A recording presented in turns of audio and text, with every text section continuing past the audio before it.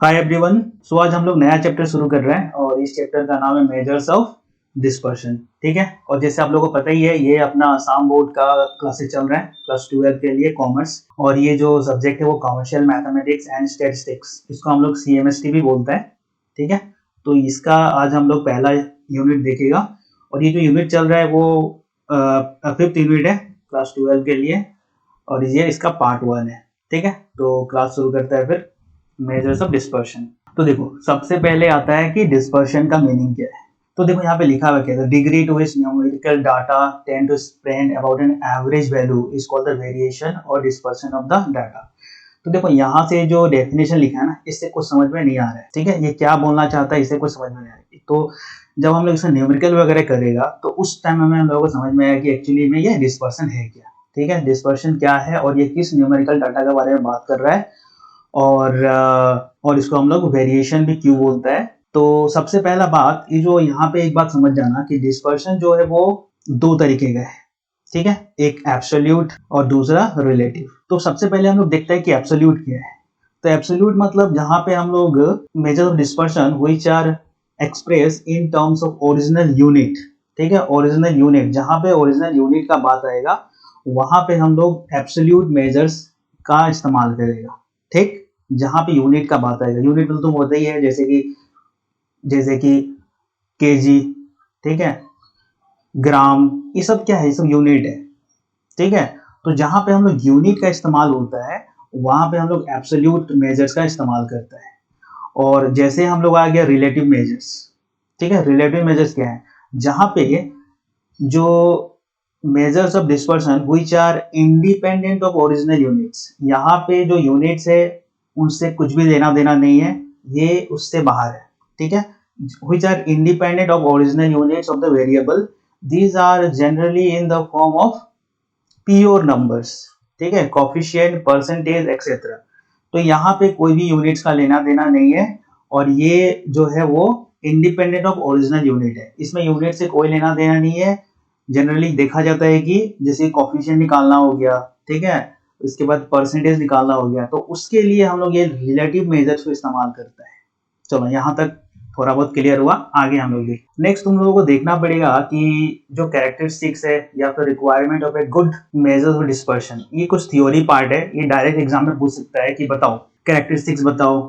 ठीक है, तो तुम लोगों को लिखना पड़ेगा। तो सबसे पहला यहाँ पे देखो कैरेक्टरिस्टिक्स बोल रहा है, it should B rigid defined. Rigid मतलब सिंपल, ठीक है, सिंपली डिफाइन होना चाहिए कुछ भी इसमें। इसके बाद में तुम देखो नेक्स्ट बोल रहे हैं कि it should be easy to understand and calculate. ठीक है, नेक्स्ट तुमको बोल रहे हैं कि it should be based on all the observation of the series. All the observation मतलब जितना भी तुमको नंबर दिया हुआ है उन सब को ही इस्तेमाल करके तुमको। तो नेक्स्ट बोलता है it should be capable of further algebraic treatment. तो आगे भी हम लोग इसको एल्जेब्रिक ट्रीटमेंट इस्तेमाल कर सके, तो इस तरीके से तुमको ये बता रहा है। नेक्स्ट बोल रहा है कि it should not be duly affected by the presence of extreme numbers. और बहुत ज्यादा एक्सट्रीम नंबर तो बहुत ही बड़ा बड़ा नंबर है तो उससे कुछ इफेक्ट नहीं होना चाहिए। ठीक है, तो ये सब इसका कैरेक्टरिस्टिक्स है, ये सब देख लेना क्योंकि इंपॉर्टेंट है और डायरेक्ट एग्जाम में पूछ सकते। चलो, और पीछे भी पेपर वगैरह में तुमको पूछा हुआ मिलेगा, तो ये सब चीजें देखना जरूरी है। ठीक है, ये सब थोड़ा सा याद कर लेना क्योंकि डायरेक्ट नंबर इसमें रहता है। एक बार याद हो गया थोड़ा सा तो इसमें कोई दिक्कत नहीं होगा। नेक्स्ट हम लोग आता है, पहले हम जैसे बताया था अलग अलग तरीके का मेजर ऑफ डिस्पर्सन है। ठीक, तो पहले हम क्या बताया था, एक एब्सोल्यूट है ना, एब्सोल्यूट है और दूसरा वाला क्या है, रिलेटिव। तो पहले तुम देखो कि एब्सोल्यूट के अंदर कौन कौन सा मेजर ऑफ डिस्पर्सन आता है, किसके अंदर, एब्सोल्यूट के अंदर। और दूसरा वाला क्या था, दूसरा वाला था रिलेटिव। ठीक है, तो अभी बात हो रहा है यहाँ पे एब्सोल्यूट। एब्सोल्यूट के अंदर सबसे पहले आएगा रेंज, उसके बाद में आएगा क्यूडी। क्यूडी को हम लोग शॉर्ट में, क्यूडी को अलग जो नाम है उसका सेमी इंटर क्वार्टाइल रेंज भी हम लोग बोलते हैं। उसके बाद नेक्स्ट है मीन डेविएशन, एमडी। ठीक है, नेक्स्ट है स्टैंडर्ड डेविएशन, एसडी, और लास्ट है लॉरेंज कर्व। तो इसमें से जो सबसे ज्यादा इंपॉर्टेंट है और सबसे ज्यादा जो क्वेश्चन पूछा जाता है वो है तुम्हारा ये एसडी। ठीक है, इसको अच्छे से स्टार मार्क लगा दो। इस यूनिट को बहुत ही अच्छे से देखना है, एक भी क्वेश्चन नहीं छोड़ना है क्योंकि ये ही मेन इस चैप्टर का मेन यूनिट है एसडी। ज्यादातर क्वेश्चन तुमको इसी यूनिट से पूछा जाएगा। ठीक है, तो इसको बढ़िया से एक बार स्टार मार्क लगा लो कि याद रहेगी, एक भी क्वेश्चन यहाँ से छूटना चाहिए नहीं चाहिए, सारा का सारा तुमको रिवीजन करना है, अच्छे से प्रैक्टिस करना है। तो हम लोग शुरू करते हैं। फिर सबसे पहले हम लोग रेंज सीख किया कि रेंज क्या होता है और इसका क्वेश्चन वगैरह कैसा हो सकता है और कैसे सोल्व करना है। ठीक, तो अभी बात हो रहा है किसका, एब्सोल्यूट मेजर्स का। हम पहले बताया था एब्सोल्यूट मेजर्स, अब हम लोग देख रहे हैं कि ये रिलेटिव मेजर्स क्या है। ठीक है, रिलेटिव मेजर्स के अंदर तुमको निकालना पड़ेगा क्या, कोफिशिएंट। ठीक है, coefficient of range, coefficient of QD, coefficient of MD and coefficient of SD. ये सब तुमको निकालना पड़ेगा किसके अंदर, रिलेटिव्स मेजर्स के अंदर। ठीक है, रिलेटिव्स मेजर के अंदर तुमको ये निकालना पड़ेगा। तो सबसे पहले हम लोग आ जाता है रेंज के अंदर। ठीक है, रेंज क्या है और इसको कैसे सॉल्व करेगा, कौन कौन सा क्वेश्चन बन सकता है इसके अंदर। तो देखो रेंज क्या होता है, range is a simplest measures of dispersion. ठीक है, सबसे सिंपल यही है और it is defined as the difference between the maximum and the minimum values of the observation of the distribution. इसका देखो फॉर्मूला देखो क्या बोलता है, एक बार तुमको फॉर्मूला समझ में आएगा ना तो सारा कहानी समझ में आ जाएगा। तो बोलता है कि तुमको जो नंबर दिया हुआ है उसका सबसे बड़ा नंबर उठाओ और सबसे छोटा नंबर उठाओ और इन दोनों का डिफरेंस निकाल लो। मान लो ये तुम्हारा जो सबसे बड़ा जो नंबर है इस दिया हुआ तुमको क्वेश्चन के अंदर वो 10 है और सबसे छोटा है वो 5 है, तो इन दोनों का डिफरेंस कितना, वो 5। तो बस आ गया तुम्हारा रेंज, ये निकालना है। नेक्स्ट तुमको निकालना है कोफिशिएंट ऑफ रेंज। तो इसको क्या करना है, सेम सबसे बड़ा नंबर लिया माइनस सबसे छोटा वाला लिया डिवाइडेड बाय सबसे बड़ा प्लस, नीचे याद रखना प्लस दे रखा है, प्लस सबसे छोटा वाला। इसका तुम कैलकुलेशन निकालेगा तुमको कोफिशिएंट मिल जाएगा। तो सबसे पहले इस क्वेश्चन में आ जाओ। देखो ये क्वेश्चन क्या बोलता है तुमको, ये क्वेश्चन बोलता है कि find range and it's coefficient from the following data. तो तुमको यहाँ पे देखो मार्क्स दे रखा है। ठीक है, 8, 18, 22, 25, 29, 37, 48 दे रखा है। तो इस तरीके से तुमको ये मार्क्स वगैरह दे रखा है। ठीक है, और फिर दिया तुमको नंबर ऑफ स्टूडेंट्स 1, 5। तो नंबर ऑफ स्टूडेंट जो होता है ना वो फ्रीक्वेंसी है। फ्रीक्वेंसी मतलब जो मार्क्स है 18 मार्क्स वो 5 जो स्टूडेंट लेके आया है। ठीक है, 22 जो नंबर है मतलब मार्क्स जो हम 22 वो 10 बच्चा लेके आया है। तो ये जो नंबर ऑफ स्टूडेंट है ये है फ्रीक्वेंसी। ठीक है, लेकिन इसका कोई काम नहीं है इस सॉल्यूशन के अंदर। तो देखो करना क्या है, रेंज।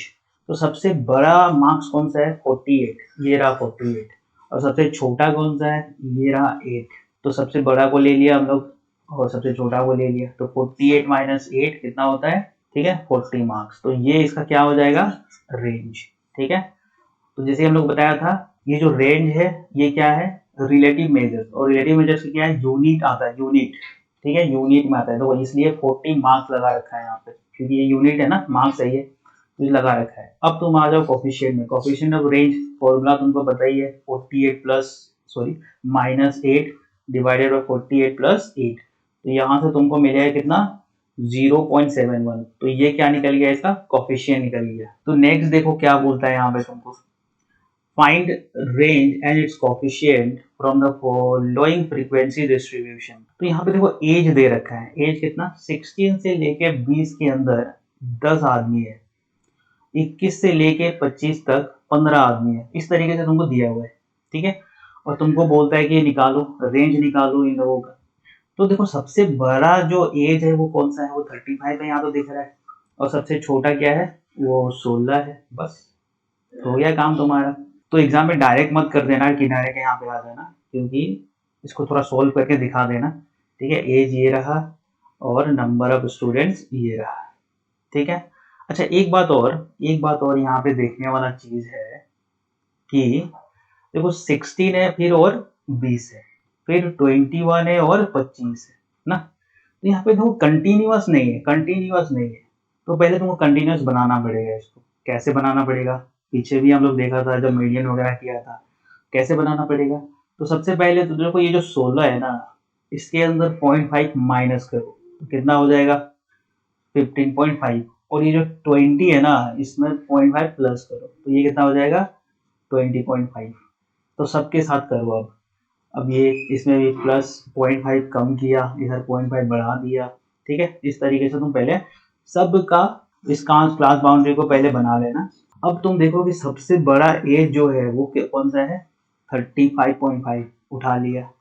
सबसे छोटा कौन सा है, 15.5 ले लिया। तो यहाँ से तुमको क्या मिला, 20 ईयर्स। तो ये निकल गया तुम्हारा रेंज। ठीक है, अब तुमको निकालना है कोफिशिएंट। बताइए क्या करना है। तो पहले तो ये माइनस में लिया, फिर इसको प्लस में लिया, तो तुमको मिला कितना, 0.392। ठीक, ये तुम्हारा निकल गया क्या, कोफिशिएंट ऑफ रेंज। चलो यहाँ तक तुम्हारा काम हो गया। तो अभी के लिए इतना ही रखता है। ठीक है, बाकी का जो टॉपिक वगैरह है वो हम लोग नेक्स्ट वीडियो में देखेगा। तो तुम लोग का काम रहेगा कि एक्सरसाइज में जितना भी क्वेश्चन है इस रेंज से रिलेटेड, एक्सरसाइज में जितना भी क्वेश्चन है वो सब तुम लोग को पहले बनाना है कॉपी में। और जो भी हम लोग यहाँ पे नोट्स वगैरह देखा है इसको तुम लोग अपना कॉपी में नोट कर लेना और इसको प्रैक्टिस वगैरह करना है। इस वीडियो में इतना ही रखता है। चलो बाय।